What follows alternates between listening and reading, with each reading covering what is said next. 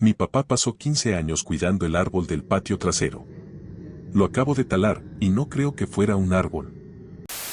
No sé a quién más recurrir. No puedo hablar de esto con mi mamá, ya está destrozada. No puedo hablar con mi papá porque, bueno, él es la razón por la que estoy escribiendo esto. Hice algo, y pensé que estaba haciendo lo correcto. Pensé que lo estaba salvando. Pero ahora la casa está llena de un silencio mucho peor que los gritos que desearía poder escuchar, y cuando veo la mirada en los ojos de mi padre, sé que cometí un error terrible. Necesito ayuda. Necesito que alguien me diga qué tengo que hacer. Vivimos en una casa bonita. El tipo de lugar al que la gente se muda cuando quiere formar una familia. Un gran patio, una cerca blanca, parterres de flores de los que mi mamá se encarga con esmero.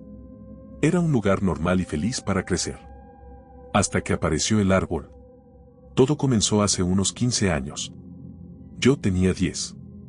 Un día, mi papá volvió del trabajo absolutamente lleno de una energía que rara vez había visto en él. Era un hombre tranquilo, decente, con un trabajo estable en logística, y sus pasiones eran pequeñas y manejables. Amaba la jardinería. Era su escape. Aquel día sostenía una pequeña y arrugada bolsa de papel. «Mira esto», dijo, con los ojos brillando, mientras me mostraba una sola semilla negra y retorcida. Era del tamaño de un huevo de paloma, extrañamente pesada, y estaba cubierta de tenues patrones en espiral. La conseguí de un vendedor callejero en el centro. Un anciano. Dijo que era especial. Dijo que crecería hasta convertirse en un gran árbol, un rey en nuestro patio. Dijo que proyectaría su sombra sobre toda la casa y nos protegería. Yo tenía 10 años. Pensé que era genial. Mi papá era un hombre cuerdo y racional, pero siempre se ponía un poco poético cuando hablaba de su jardín. Supuse que estaba exagerando para emocionar a su único hijo. La plantamos juntos en el centro del patio trasero. Fue un buen recuerdo. Uno de los últimos recuerdos realmente buenos, creo. El árbol creció. Y creció rápido. Más rápido de lo que un árbol debería crecer. En un par de años, ya era más alto que yo. Mi papá estaba extasiado. Lo cuidaba como si fuera una especie de deidad. Construyó una pequeña y prolija cerca de madera alrededor de su base, no para mantener a los animales alejados, sino, al parecer, para designar su espacio como sagrado. Nadie más tenía permitido regarlo. Nadie más podía podarlo, aunque nunca parecía necesitarlo. Era suyo. Durante años, mi mamá y yo simplemente lo aceptamos. Era el pasatiempo de papá. Su cosa. Cuando estaba afuera, arrodillado junto al árbol, sabíamos que ese era su momento. No interferíamos. No le dábamos importancia. Pero el árbol siguió creciendo. Y a medida que crecía, mi papá empezó a cambiar. Sutilmente, al principio. Pasaba cada vez más tiempo allí. Venía a cenar con tierra bajo las uñas y una expresión distante y serena en el rostro. Empezó a hablar del árbol no como una planta, sino como una presencia. El árbol está bien hoy, decía. Disfrutó la lluvia. Nosotros simplemente sonreíamos y asentíamos. Cuando estaba en mis primeros 20 años, el árbol era un monstruo. Era de una especie que ninguno de nosotros reconocía. Su corteza era lisa, de un gris oscuro, casi negro, y sus hojas eran de un verde profundo y ceroso que parecía beberse la luz del sol. Se alzaba por encima de nuestra casa de 2 pisos, proyectando una sombra vasta y profunda sobre todo el patio durante la mayor parte del día. Y fue entonces cuando realmente empezamos a notar que algo estaba mal. La primera señal fueron las otras plantas. Los rosales premiados de mi mamá, el huerto, las alegres florecillas que plantaba cada primavera, cualquier cosa que quedara bajo la sombra del árbol por más de unas horas al día se marchitaba y moría. El suelo debajo de él se volvió estéril, gris y duro como la piedra. Luego, los animales. Las aves dejaron de anidar en nuestro patio. Las ardillas que solían perseguirse por el césped desaparecieron. Incluso nuestro perro, un Golden Retriever, se negaba a entrar en el patio trasero. Se quedaba en la puerta trasera, gimiendo, con la cola entre las patas, rehusándose a poner una sola pata en la sombra. Pero el peor cambio fue en mi padre. Su obsesión se volvió toda su existencia. Renunció a su trabajo. Dijo que necesitaba estar en casa para atender el árbol. Pasaba todo el día, desde el amanecer hasta el atardecer, sentado en un pequeño banco que había construido directamente bajo sus ramas más densas. Simplemente se sentaba allí. A veces lo veíamos desde la ventana de la cocina, con la cabeza inclinada como si estuviera escuchando algo. A veces, sus labios se movían, y sabíamos, con una certeza que nos enfermaba, que le estaba hablando. Mi mamá y yo intentamos llegar a él. Le rogamos. Le suplicamos. Cariño, por favor, decía mi mamá, con la voz quebrada. Entra. Come algo. Te ves tan delgado. Él solo negaba con la cabeza, con una sonrisa lenta y plácida en el rostro. No tengo hambre. La sombra es suficiente. Aquí están, Pacífico. Me consuela. También puede consolarte a ti, si tan solo vinieras a sentarte conmigo. Nunca lo hicimos. Había algo en esa sombra. No era solo ausencia de luz. Se sentía fría. Se sentía pesada. Se sentía hambrienta. Estar al borde de ella era como estar en la orilla de un océano profundo y oscuro. Sabías que no debías entrar. Las últimas semanas fueron el punto de quiebre. Dejó de entrar a la casa por completo, excepto para dormir en su silla de living por unas pocas horas inquietas. Se estaba consumiendo. Su piel era pálida y cerosa, sus ojos estaban hundidos, pero en ellos había un brillo sereno y vacío que me aterraba más que cualquier enojo. Lo estaba devorando. El árbol se lo estaba comiendo vivo, y él lo permitía. Decidí que tenía que hacer algo. Tenía que salvarlo. El árbol debía desaparecer. Esperé hasta la noche. Observé por la ventana hasta que, finalmente, con desgano, entró y se desplomó en su sillón, cayendo en su habitual sueño inquieto. La casa estaba en silencio. Mi mamá dormía arriba. Era mi oportunidad. Tomé el pesado hacha para partir leña del garaje. Mis manos sudaban, mi corazón latía con un ritmo frenético y aterrorizado contra mis costillas. Salí por la puerta trasera.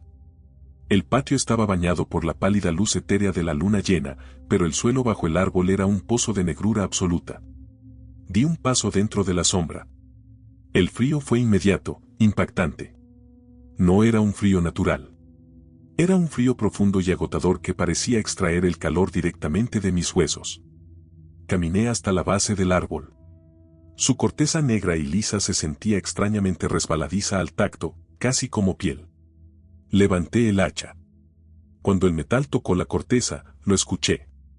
Un susurro, justo al lado de mi oído, una voz que era a la vez masculina y femenina, vieja y joven. Era un susurro de hojas y un suspiro de viento y una voz, todo a la vez. No lo hagas. Retrocedí tambaleante, con el corazón paralizado en el pecho. Miré a mi alrededor, frenético. El patio estaba vacío. Debía haberlo imaginado. Era el viento. Era mi propio miedo hablándome. Tenía que serlo. Me armé de valor, escupí en mis manos y balanceé el hacha con todas mis fuerzas. El sonido fue sordo, húmedo, no el crujido agudo de hacha contra madera que esperaba. Se sintió como golpear un trozo de carne. El hacha se hundió profundamente en el tronco. La saqué a la fuerza, y un líquido oscuro, negro bajo la luz de la luna, comenzó a brotar de la herida. Lo ignoré. Golpeé de nuevo. Y otra vez. Y otra vez. Caí en un ritmo frenético y desesperado, el sudor corriendo por mi cara, mis músculos gritando. El golpe húmedo y carnoso del hacha, el salpicar de la savia oscura, el frío profundo y agotador de la sombra, era una pesadilla. Con cada golpe, el líquido que brotaba de la herida fluía con más libertad. El olor cobrizo y metálico llenó el aire. Era un olor que conocía, un olor que no tenía razón para estar allí. Era el olor de la sangre. Toqué el líquido pegajoso con los dedos y los acerqué a mi nariz. Era sangre. Espesa, oscura, sangre real. El pánico, puro y absoluto, me invadió. Quise correr. Quise soltar el hacha y huir y no mirar nunca atrás. Pero entonces pensé en mi padre, en su rostro vacío y sonriente, en cómo se consumía en su banco. No podía detenerme. Tenía que terminarlo. Grité, un sonido crudo, sin palabras, de rabia y miedo, y puse todo lo que tenía en los últimos golpes. La herida se ensanchó, el árbol gimió, un sonido profundo y estremecedor que pareció sacudir el suelo mismo. Y luego, con un último y desgarrador chillido de materia astillándose, cayó. Se desplomó en el patio con un estruendo que sacudió el suelo, sus enormes ramas destrozando las macetas vacías de mi mamá. Silencio. La sombra había desaparecido. Jadeaba, apoyado en el hacha, mi cuerpo temblando por el agotamiento y la adrenalina. Mis ojos se dirigieron al tocón. Al lugar donde lo había cortado. Saqué la pequeña linterna de mi bolsillo trasero y dirigí el haz de luz hacia la herida. El interior del árbol no era madera. Era una masa caótica y fibrosa que parecía músculo rojo oscuro y tendones pálidos y relucientes, todo entrelazado alrededor de un núcleo central y aterrador. Donde había cortado el árbol por la mitad, también había cortado eso por la mitad. Incrustado en el centro del tronco, integrado en su propio ser, estaba el torso de un ser humano. Podía ver la curva de la caja torácica, la forma de la columna vertebral, el aspecto pálido y gomoso de la carne conservada. Lo había cortado limpiamente. La sangre oscura aún manaba de él, empapando el suelo. No sabía qué hacer. No podía gritar. No podía moverme. Mi mente simplemente se detuvo. ¿Qué era eso? ¿Quién era eso? ¿Era eso con lo que había estado hablando mi padre? Quémalo. La voz vino detrás de mí. Era suave, ronca y quebrada. Me giré, moviendo el haz de la linterna frenéticamente en la oscuridad. Mi padre estaba parado al borde del patio. No me miraba. Miraba el árbol caído, el tocón mutilado y sangrante. Y la expresión en su rostro era la tristeza más profunda y desgarradora que jamás había visto. La serenidad vacía había desaparecido, reemplazada por un dolor tan hondo que parecía haberle fracturado el alma. Papá, susurré. Tenemos que quemarlo, repitió, con voz hueca. Todo. Ahora. Trabajamos juntos en un ritual sombrío y silencioso. Cortamos las ramas y el enorme tronco en pedazos manejables. Los arrastramos a un montón en el centro del patio. Mi padre se movía como un anciano, su nueva lucidez le costaba toda su fuerza. Nunca miró ni una sola vez aquella cosa horrible en el corazón del tronco. Empapamos el montón con gasolina y mi padre arrojó el fósforo.